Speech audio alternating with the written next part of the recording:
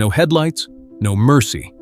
A souped-up Ford loaded with 200 pounds of illegal whiskey, tearing through the pitch-black mountain roads of rural Virginia at 80 miles an hour. One wrong turn, and it's over. Behind them, federal agents who want them in chains. Ahead of them, a delivery that has to make it. This is the world of the Moonshine Runner. And it was far more organized, more dangerous, and more ingenious than most people ever realize. Who were the runners? Before we talk about the cars and the roads, you have to understand the men behind the wheel. Moonshine runners, known simply as runners or trippers, weren't reckless criminals. They were, in many cases, the most skilled drivers in America. The heart of this operation was Appalachia, and nowhere more so than Franklin County, Virginia, a region so deeply embedded in illegal whiskey production that it earned the nickname the Moonshine Capital of the World. These were young men, often teenagers, raised on mountain roads too narrow and winding for most people to drive in daylight, let alone at night. Driving wasn't just a skill for them, it was survival. And the federal agents known as revenuers were constantly on their tail. The runner's job was simple in concept and lethal in execution. Pick up a load of freshly distilled whiskey from a rural still and deliver it, undetected, to a buyer, distributor, or city contact. Every run was a gamble. The vehicles, engineering for deception. Here's where the real ingenuity begins. Runners couldn't show up in something that looked fast or suspicious. The entire strategy depended on appearing completely ordinary. A farmer heading to town, nothing more. So they modified what were called stock cars, standard production vehicles, most commonly Fords, that looked unremarkable on the outside. What was under the hood and inside the frame was another story entirely. The mechanics, who were mostly self-taught, bored out engines, upgraded carburetors, and reinforced drivetrains to push these cars well beyond factory specifications. The rear seats were ripped out entirely to create cargo space.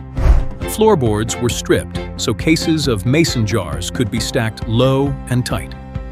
The rear suspension was heavily reinforced because a car riding too low under 200 pounds of whiskey would immediately signal to any revenuer that something was wrong. The most sophisticated operators went further.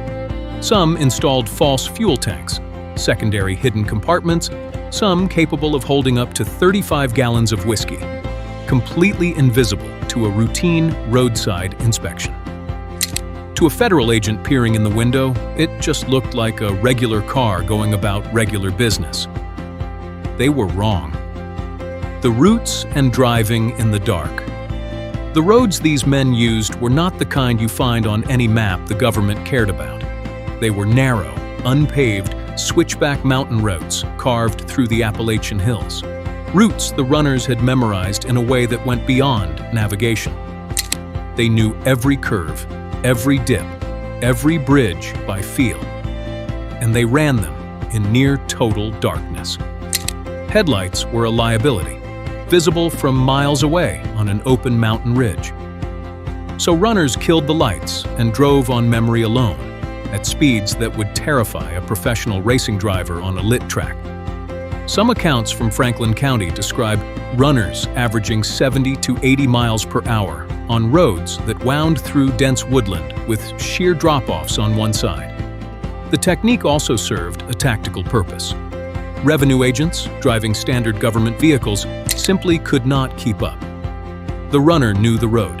The revenuer did not. By the time agents realized what they were chasing, the car had vanished into the dark. The cat and mouse game, runners versus federal agents. Federal agents weren't passive in this fight.